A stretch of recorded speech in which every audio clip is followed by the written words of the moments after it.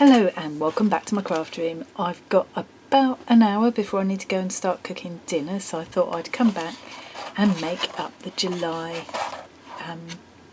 kit box from Deborah Beads. So we've got these lovely summery turquoisey colours for July. I love this acrylic, I think it's acrylic pendant, really pretty colour, and lovely little kind of faceted, glass faceted beads, which are called Polish crystals. The colour is Blue Fire. What a lovely name. So I'm gonna put all these in my little dish. So with the kit box you get everything you need to make a set. This time it's a necklace and earrings, sometimes it's a bracelet and earrings.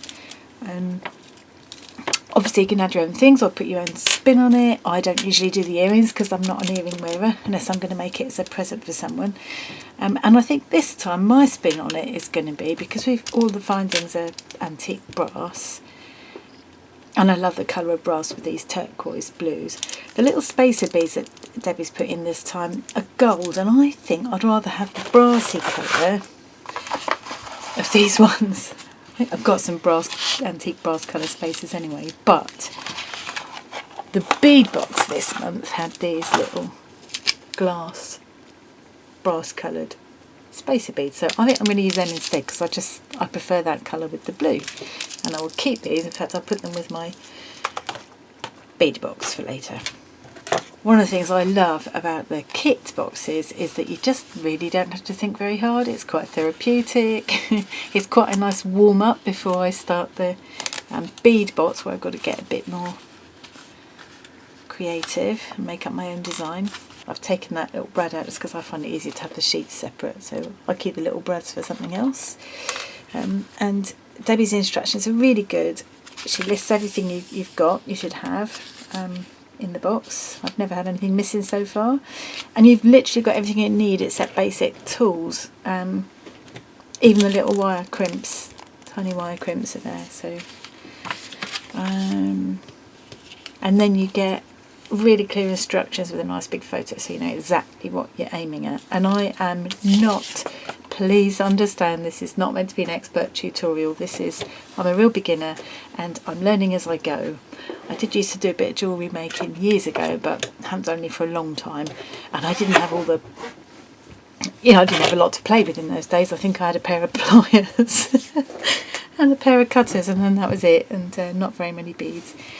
And I used to do, and still do, love doing it, buy old necklaces and things from charity shops and break those up and rework them into something. I still love to do that. So, right, so let's get into it. Turquoise summer necklace and earrings. I've already checked that I've got everything that should be there, so let's just go straight in. Open one of your gem rings. So I'll take one of my 5mm antique bronze gem rings.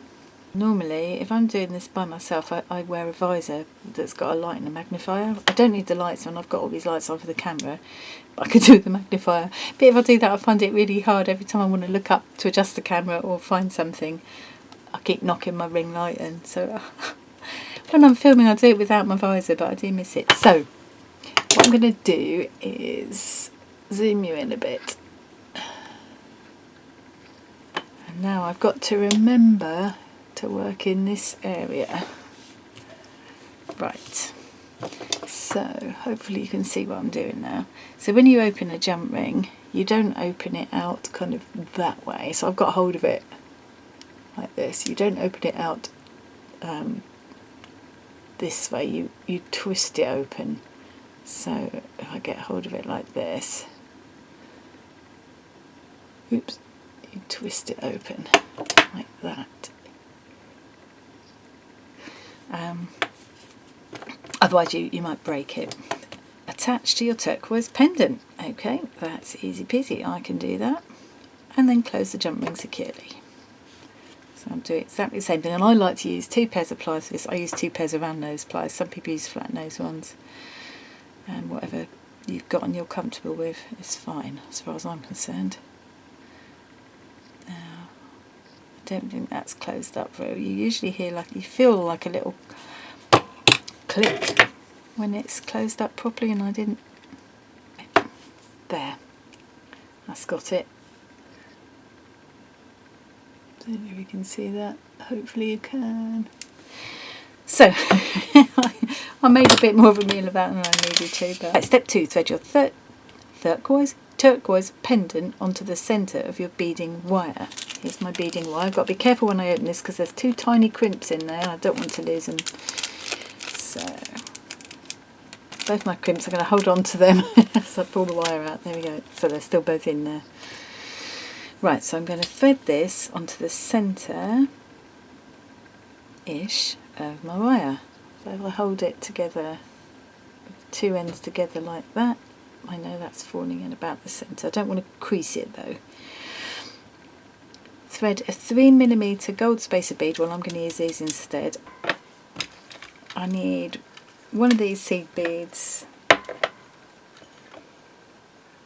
on either side.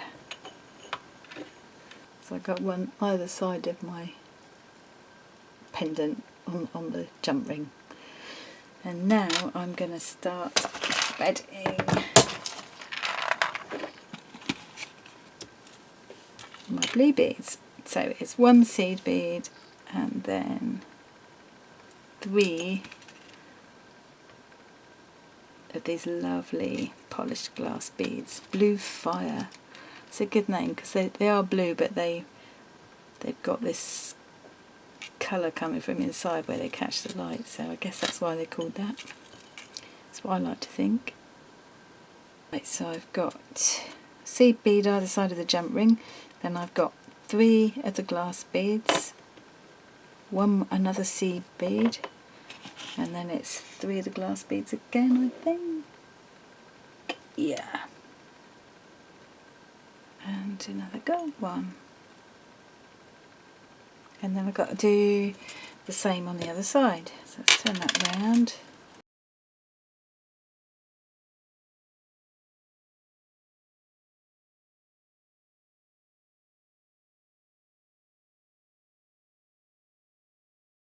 Okay, so now we're on step 3. When you finish threading your beads, thread a crimp bead onto your beading wire, then thread the wire through the last link of your chain. Now, at this point, I have to think to myself, I know that there were 4 beads, 4 blue beads left in here. And that's to make the earrings with. I don't want the earrings, so this is where I have to make a decision. Am I going to make the earrings, keep it as a set to give someone else, or am I going to keep it myself? And in which case I can extend the length of the necklace a little bit. I've just realised I've gone wrong on my pattern there, haven't I? Look, I've only got 2. A minute, let's finish that off. So now I've ended up with 3 beads left over. Does that mean I've got 1 missing? I didn't have 1 missing in the first place. If there's 1 missing, it's because I've lost it. Oh, wait a minute, I've got it in. It's here. It's here all along. Don't panic, Mr. Mannering. So, decisions. Do I want to make this a little bit longer? Instead of doing that, I could maybe add, make another little charm. I like doing little wire wrap charms. I could put a charm either end here. Yeah, maybe I'll do that. I'll just do this as it's meant to be, and then I'll make the little danglers that you would make for the earring, but add them as a charm, as charms to the necklace. That's what I'll do. Okay. Right, so I need my little wire crimp here. Such little delicate things. Right, so I'm going to thread. See how tiny they are? So I've got to thread that onto my wire.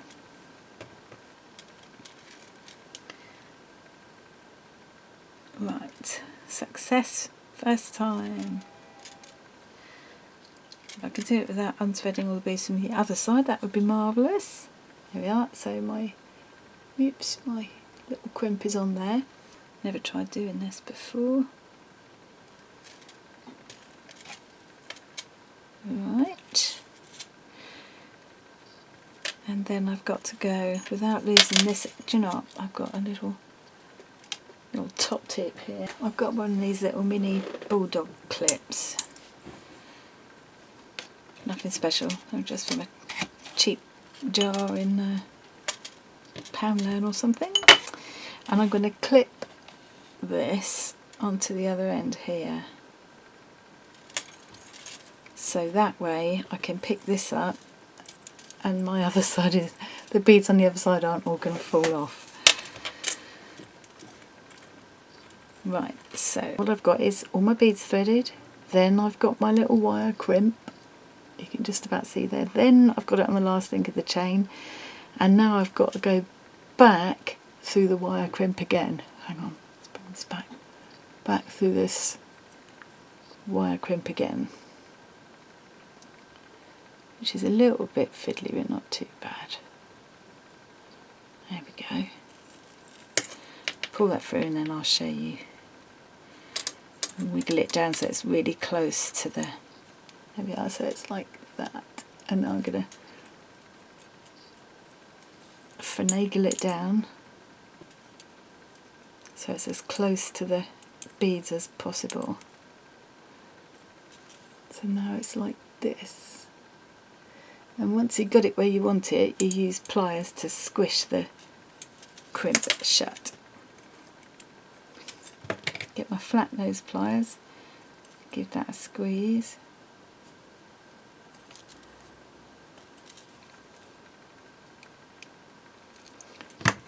And once you've squeezed the crimp flat like that, the wire, it can't come out. So then you get a little pair of wire cutters and clip it off as close as you can. I have these two kinds of cutters actually, because sometimes it's easier to get closer with these ones, and sometimes this shape is a bit easier. This depends. Anyway, so I've done that side, and now it's simply, so that's quite neat actually, how that's attached the chain to the wire like that. So now I've just got to do the same on the other side, and I always find the other side a little bit more tricky. I don't know why. Right, so let's get my crimp ready. Right, so thread that on there, take my bulldog clip off, pull my crimp right up close to the beads, go through the other end of the chain, do that last link. Now I've got to go back over the wire and back through the crimp. So there's enough room in that crimp for double thickness of the wire, if that makes sense. So there we are, I've pulled it up as close as it'll go to the bead. Now, before I cut the wire, I've got to squash the crimp shut. Can you tell it's a voice of experience there? Guess who's maybe cut the wire without remembering to squeeze the crimp before?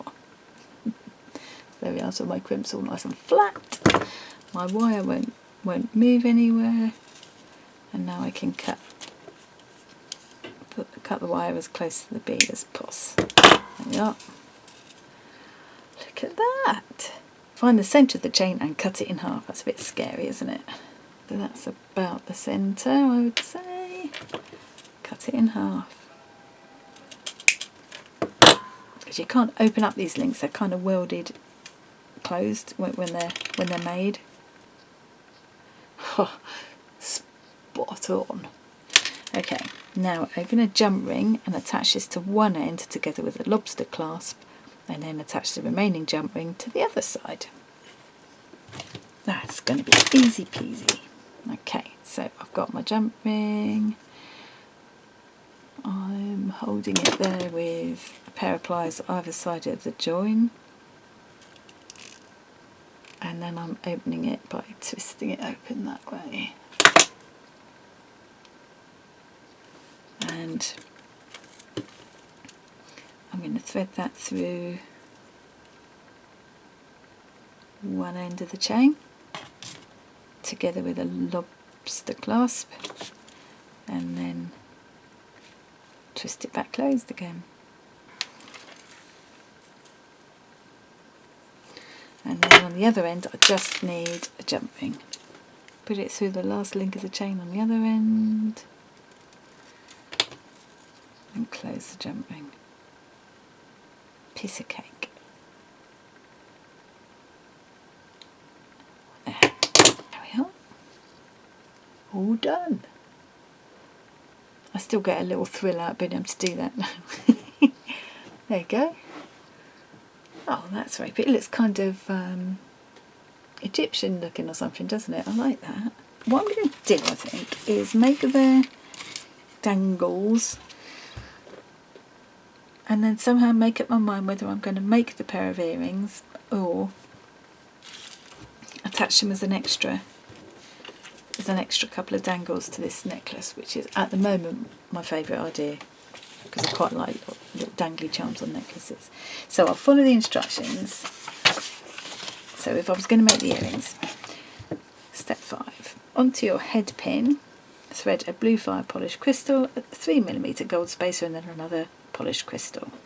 I love these head pins you get in these kits quite often. They've got like a round, like a little ball at the end instead of the flat type ones, so you might just be able to see in there. That's what I'm more used to seeing, like these flat head ones, whereas these have got this ball, so it looks like a tiny bead once you've finished it. I like that, looks very nice. I need to put a blue fire polished crystal and then a gold spacer bead and then another crystal.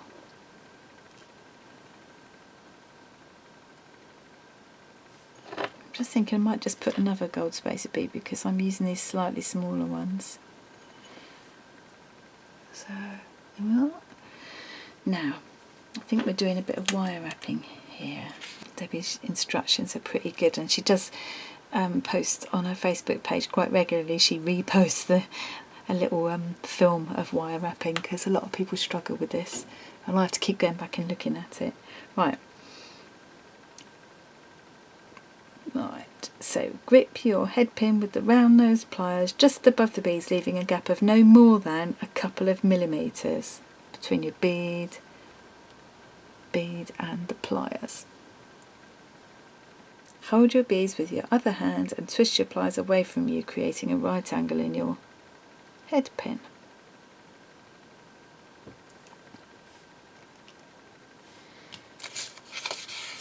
Step 6. Push the head pin up and around the top of your pliers so that the head pin sits in front of your beads. So you pull this back around like this. And you can see the photograph's very good. So you know you're doing the right thing. Okay, step 6. Adjust your pliers by loosening your grip. Try not to take them out of the loop. And twist your hand back towards you so they're back in the horizontal position they started in. So, I will back like that. Push your head pin under your pliers straight out the back, which will complete your loop. You can now remove the pliers and breathe. Remember to breathe. There we are.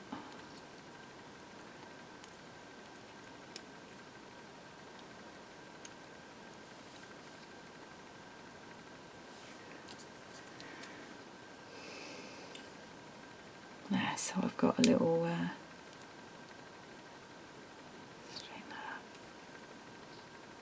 wrap your loop by gripping across your loop with round nose pliers. So I'm going to put my pliers right across the loop like that. Then I'm going to get my second pair of round nose pliers. Now wrap your loop by gripping it. Swap hands so you're holding your round nose pliers in your non-working hand. Oh, I've not done it that way before. I think that's easier to do. Pick up your flat nose pliers and grip the end of your head pin. I prefer to use 2 round nose pliers. Now, am I going to confuse myself suddenly using a different hand to what I'm used to? Let's give it a go.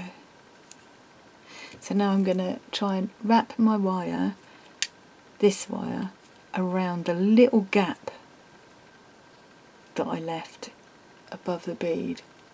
Wrap it around and around to fill that gap. Grab hold of it with this. And I normally keep the pliers in my right hand and do this bit with my left, so this is new to me, but I can see the wisdom of doing this with your dominant hand. So I'm going to try it. So I've wrapped it around a couple of times, and that's enough to just fill that gap. And then I'm going to trim off that last bit of head pin. You always get a little bit that kind of sticks out even after you've trimmed it off.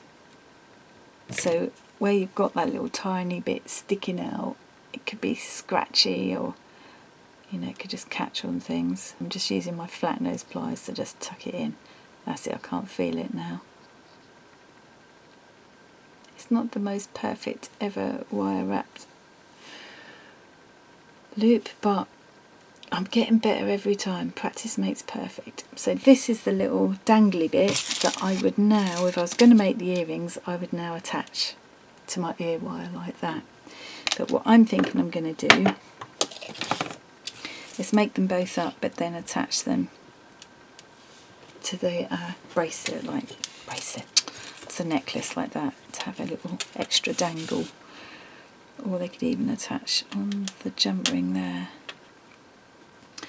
So, same thing again, I want to try and get this more or less the same. So I'm holding it in. However far you hold, if I was to hold my pliers further up towards the kind of barrel of the pliers like that, because these bits get wider, if you wrap the wire and if you wrap the wire around towards the tip, it will make a smaller loop. If you wrap it towards the barrel there, or towards the handle, it will make a wider loop. So I'm going to try and put it around the same place I did it on the other one, so they look kind of similar, with about that 2mm gap there again. There. So I've got two of them, and I want to put a jump ring on each one. Right, so I'm going to put this jump ring through there, like that. And before I close it up, I'm going to just decide where I want to hang this. Do not hang it off. I could hang them both off of there, or a bit further up there, or right up here. Oh dear, decision. I'll change my mind. I can always undo it again anyway, so that's fine. Maybe I could just use one jump ring and they could both hang off the same one then in that case. Let's just see what that looks like. Yeah, quite like it like that. Yeah. They just seem to sit inside the hole of the large pendant, which I quite like. It's nice.